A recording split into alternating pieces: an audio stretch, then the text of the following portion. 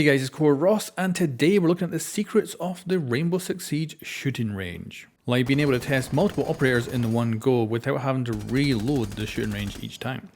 And this video is sponsored by R6 Tracker. This is an app you can get on Windows that gives you an overlay in-game. I love the operators tab where I can actually see my top operators either by all of my seasons or the current season, but also you can use it to track your games while you're playing. So for instance, it says here that my team has a 49% chance of winning.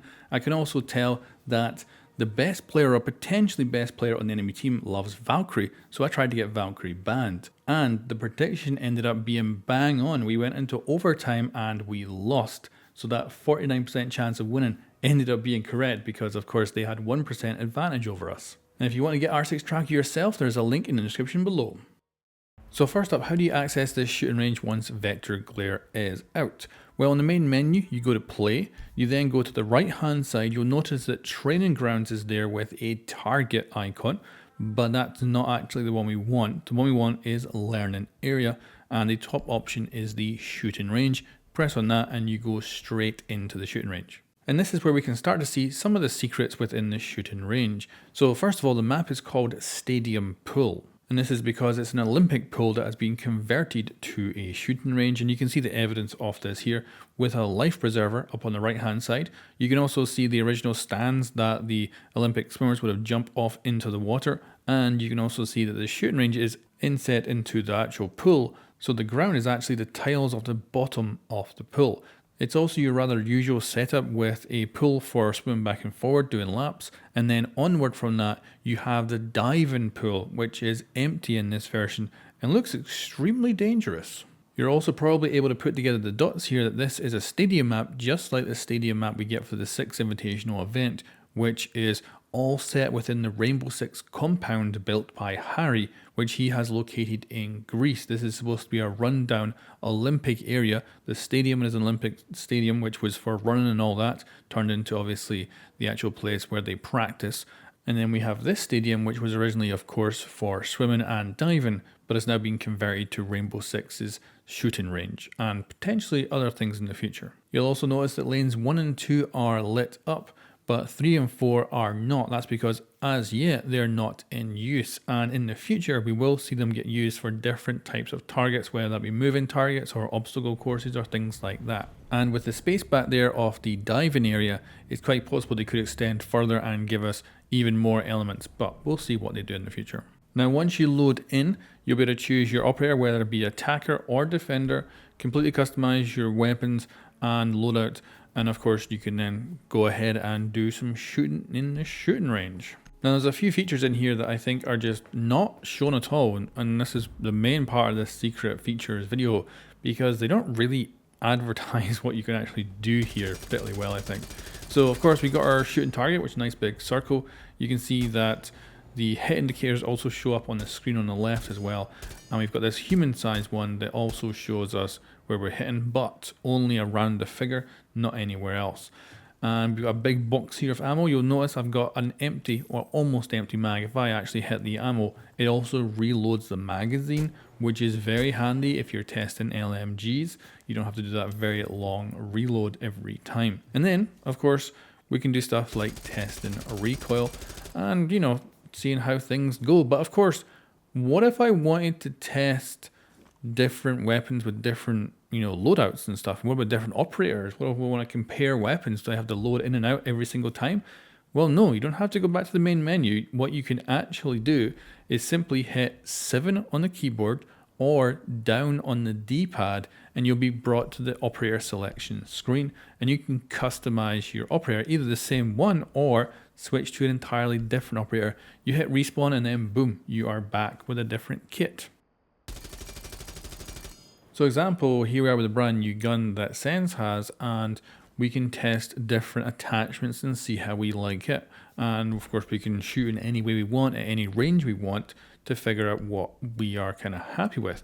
For instance, I found here that the muzzle brake is maybe quite a good option for this gun because it has really bad first bullet recoil, and the muzzle brake helps to get that under control and doesn't kind of ruin the rest of the recoil, so it might be quite a good option. But the great thing about the shooting range here is you can test every single one of them and see what works for you.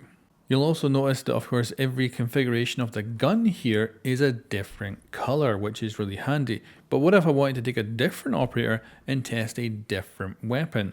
So for instance, this gun's being compared to Jackal's little PDW, so we can go and directly compare it now, which is awesome to be able to do. And you can see how different these weapons are. I can also switch over to Defenders and decide to compare them as well. I've also heard comparisons to Jaeger's carbine too, so again we can test that and we can figure out how different it is. You can see there's a lot more of that horizontal recoil compared to Sensei's, and I think Sensei's got a touch more on the vertical. But Sensei's recoil does go nuts with the horizontal recoil once you actually hold the button down too long with it, because it does have a big magazine, but you should not be firing long bursts. And then on lane 2 we have Buster from Mythbusters, who's managed to get himself a brand new job in this shooting range, and of course it's a human dummy that we can shoot at. Now there is a difference here between the one we just looked at, which had a human sized target that you could shoot at, and this one, which is also of course a human sized target to shoot at. The difference here is you can actually visualize and see the damage of the hitbox. So if you haven't watched my video going over the actual how the hitbox works and bullet penetration and stuff like that, you should check that out, because we're not going to be able to cover all that here because we only have one dummy. And we would need at least 2 of them in a line so we could shoot through them to show you how the damage changes with bullet penetration and limbs and everything. But in this, going to keep it simple to what we have on show. So for instance, what I'm going to do here is shoot through the arm, and you'll notice that it comes up with chest damage on the board. That's because the bullet went through the arm, hit the chest, and as a result you got chest damage, because you always get the highest damage value you can out of a shot. So that means if we're of course shooting through an arm, we only get the arm damage. That's even the case for pistols. They will go through the body and then they will actually impact the highest part of the the thing you're shooting. And then if we go and we change to Vigil, who actually has a C75 auto as a secondary, you'll notice how his primary is able to penetrate through the arm into the chest. However, the C75 auto is not able to do that. And this is a great way to visualize the different damage numbers depending on where you're hitting the target. So that is really freaking cool. Unfortunately, it does have some pose options. You can go for crouching and prone, but I would love to be able to face them in different directions, because some weapons have bullet penetration, but they will not get the added damage of a headshot if you're shooting through the body, whereas some do. So really cool to actually be able to visualize this with either a couple of dummies or also dummies that are positioned like looking away from you and stuff like that, so you can really get in depth with it.